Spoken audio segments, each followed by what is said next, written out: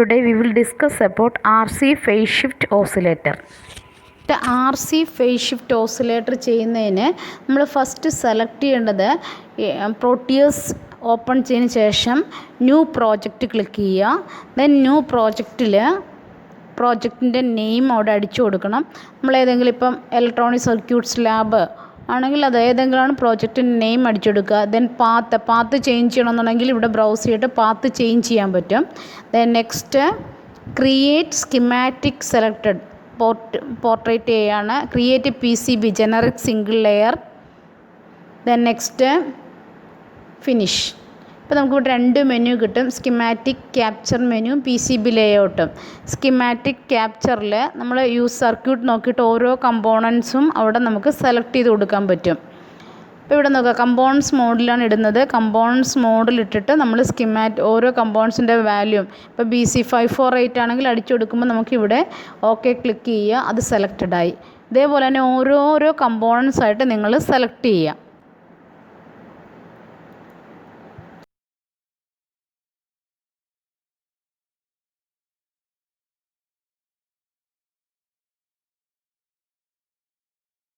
Select ചെയ്തതിന് ശേഷം ഈ കമ്പോണൻസിൽ ക്ലിക്ക് ചെയ്തിട്ട് നമ്മുടെ സർക്യൂട്ട് ഡ്രോൺ ചെയ്യുന്ന മെനുവിൽ കൊണ്ടുവന്ന് ഡബിൾ ക്ലിക്ക് ചെയ്ത് കഴിഞ്ഞാൽ ഓട്ടോമാറ്റിക്കായിട്ട് കമ്പോണൻസ് അവിടെ പ്ലേസ്ഡ് ആവും.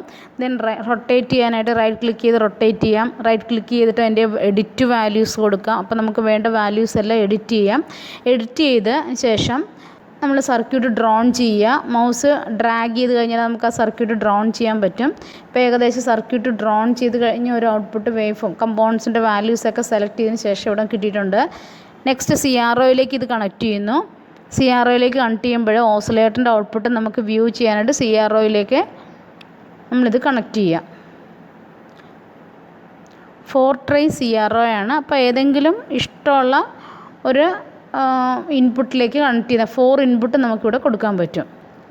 ദെൻ നെക്സ്റ്റ് സിമുലേറ്റ് ചെയ്യാൻ ഡീബഗ് മെനുവിൽ പോവുക, സ്റ്റാർട്ട് VSM. ദെൻ ഡീബഗിൽ റൺ സിമുലേഷൻ കൊടുക്കുക.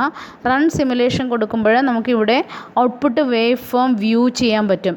ഈ കിട്ടിയിരിക്കുന്ന ഔട്ട്പുട്ട് വേവ് ഫോമിൽ നിന്ന് ഫ്രീക്വൻസിയും വോൾട്ടേജും മെഷർ ചെയ്യുക. മെഷർ ചെയ്തതിന് ശേഷം നമുക്ക് ഗൂഗിൾ ക്ലാസ് റൂമിലേക്ക് അതിൻ്റെ കറക്റ്റ് വോൾട്ടേജും ഫ്രീക്വൻസിയും മെഷർ ചെയ്ത് നിങ്ങൾ ഷെയർ ചെയ്യുക.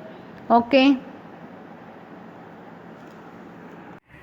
To measure the time period, duration of one cycle into time per division. Multiply ചെയ്ത് കഴിഞ്ഞാൽ ഫ്രീക്വൻസി നമുക്ക് കാൽക്കുലേറ്റ് ചെയ്യാൻ പറ്റുന്നതാണ്. Okay. To measure the voltage, height of the signal into volt per division. Okay, thank you.